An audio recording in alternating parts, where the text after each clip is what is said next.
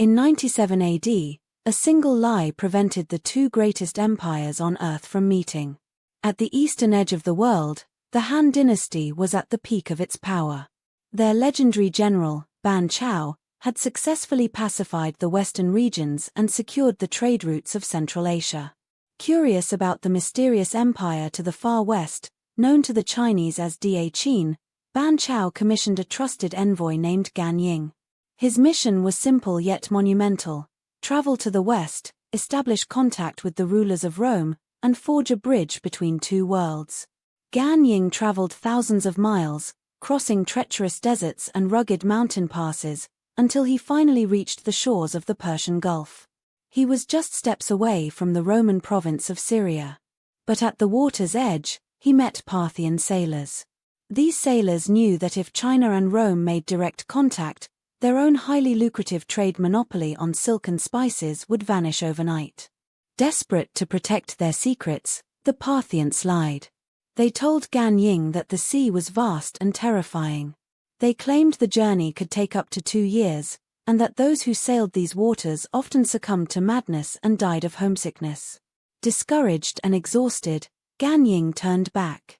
He was so close to changing the course of human history, yet he walked away. But what if Gan Ying had seen through the Parthians' deception? What if he had boarded a ship, sailed through the Red Sea, and marched directly into the heart of the Roman Empire? If Gan Ying had pressed on, he would have arrived in Rome during a spectacular transition of power. The elderly Emperor Nerva had just adopted Trajan, a brilliant military commander, as his successor. Upon entering the city, Gan Ying would have been astounded by the colossal stone structures, the bustling forums, and the sheer scale of Roman engineering. Conversely, the Roman Senate would have been mesmerized by this dignified envoy from the Far East. For generations, Rome had been obsessed with Chinese silk, buying it at exorbitant prices without ever knowing who made it. To discover that across the deserts lay an empire of equal size, wealth, and sophistication would have sent shockwaves through the Mediterranean world.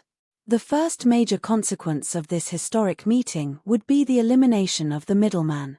Both Rome and Han China would quickly realize how much wealth they were losing to Parthian merchants and nomadic raiders. To secure their mutual interests, they would have signed a grand coalition treaty.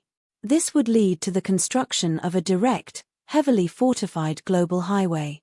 We are not just talking about a dirt path, but a paved, stone-lined superhighway spanning the entire length of the Silk Road. This trade corridor would be protected by a chain of fortified outposts. On the western end, Roman legionaries would patrol the borders. On the eastern end, disciplined Han garrison troops would stand watch. This secure artery would trigger an unprecedented economic boom, shielding both empires from the financial crises that historically weakened them. Beyond trade, this alliance would have sparked a technological and scientific renaissance centuries ahead of its time. Ancient Rome was a master of civil engineering, concrete, hydraulic mining, and legal administration.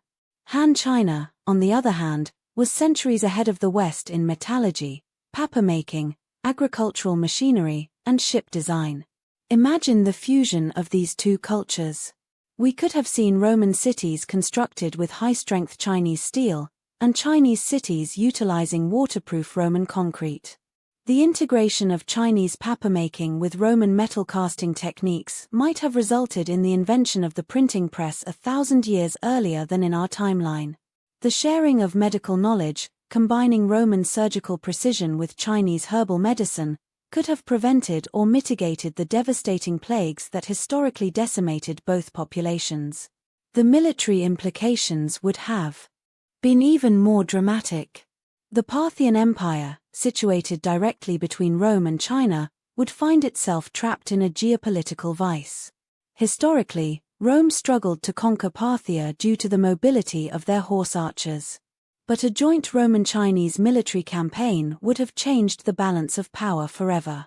Imagine a battlefield where Roman heavy infantry, protected by their massive shields, formed an impenetrable wall, while Han crossbowmen rained deadly armor-piercing bolts from behind them. Facing a coordinated, two-front invasion from the east and the west, The Parthian Empire would have been utterly crushed and partitioned between Rome and China, creating a direct, peaceful border between the two superpowers.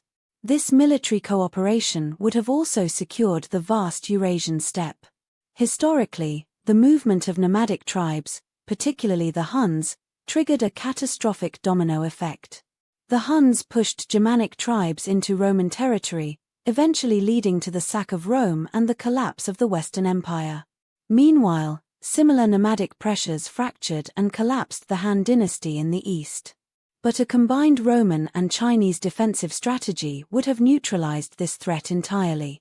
By sharing intelligence, military tactics, and resources, the two empires could have established a permanent, fortified frontier across Central Asia. The nomadic migrations would have been halted, and the tribes integrated into the global trade network, preventing the chaotic invasions that plunged Europe into the Dark Ages. Without the barbarian invasions and the subsequent economic collapse, the Western Roman Empire would not have fallen in 476 AD. The Han dynasty would have maintained its stability and avoided centuries of division. The Great Library of Alexandria would have been preserved, and the scientific, philosophical, and legal achievements of antiquity would have been continuously expanded rather than lost. We would today be living in a world where the foundations of modern society are a seamless blend of Greco-Roman law and Confucian philosophy. A world united by the Roman-Chinese alliance would have advanced at an incredible pace. It is highly likely that humanity would have reached the industrial age by the middle of the first millennium. The oceans would have been crossed not by conquistadors, but by joint scientific expeditions exploring the Americas. We might have colonized the stars before our actual history even reached the Renaissance. It is truly mind-boggling to realize that the trajectory of our entire species was altered by a single lie told by a few desperate sailors on the Persian Gulf. A moment of greed delayed global unity by nearly 2,000 years. What do you think our world would look like today if Rome and China had successfully joined forces? Would we have a single global language, or would we have built cities on Mars by now? Share your thoughts in the comments below. If you loved this journey into alternate history, please hit the like button, share this video, and subscribe to our channel for more deep dives into the great what ifs of human history. Thank you for watching, and we will see you in the next episode.